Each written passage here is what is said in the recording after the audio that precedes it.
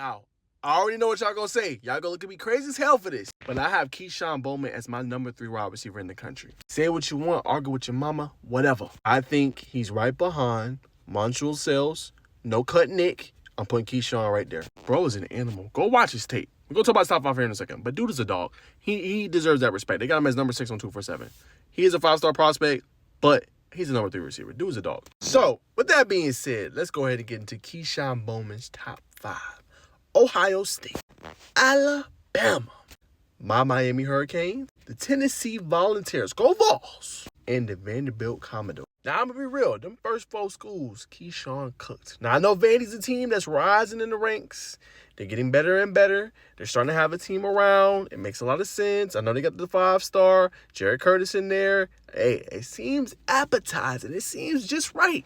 Like the place to be. But I'm going to be real with you. The top 4 you can't go wrong with. Now, Tennessee's been high on him for a very long time. They've landed a 5-star practically in almost every cycle when we think about it. Mike Matthews, now recently Tristan Keys. I mean, they've been doing the damn thing when it comes to recruiting for the Tennessee Vols. And for all the Vol fans that follow me, it makes a lot of sense to try to get Kesean Bowman. So we will see what he does in terms of there. And remember, he plays for Brentwood Academy, so makes a lot of sense if he stays there and plays for the hometown Tennessee Vols. Quarterback situation is also very appetizing when you look at George McIntyre. We'll see who emerges as obviously QB1, and they have 5-star phase on Brandon. Whoever loses the job will likely be the backup this year, and they're going to transfer out in the portal the following year. We will see what happens with the Vols. Now, my Miami Hurricanes, very interesting to say the least, right?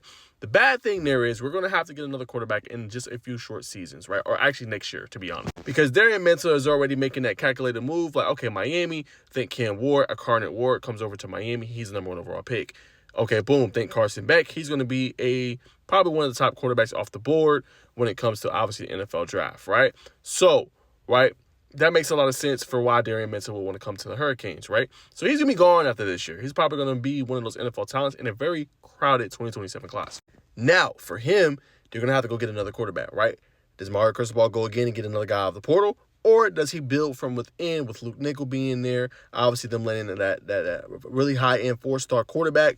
What will happen there? But Miami, as we've seen, you can play early. Look at Malachi Tony. That's all needs to be said, all you need to know.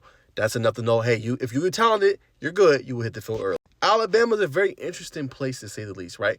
Ryan Williams goes there. First year on the scene, Barcelona CC has a really productive campaign in a year. Tapered off a little bit during the sophomore year. Wasn't the same player necessarily. Leaned on, obviously, some of their veteran guys, Jeremy Bernard, Isaiah Horton, who obviously ends up transferring out. Several other guys for Alabama. Now, before, this was a staple. This was a machine for making elite wide receivers, right?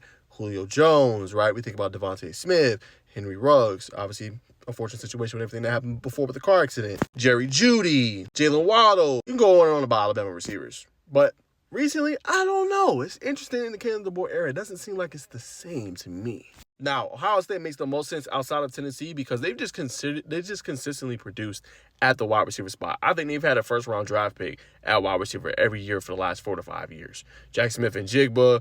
Obviously, you look at Marvin Harrison. You know what I'm saying? They've always had a top wide receiver come into the draft. Almost you could say that outside of LSU, or you could say even with LSU wide receiver youth.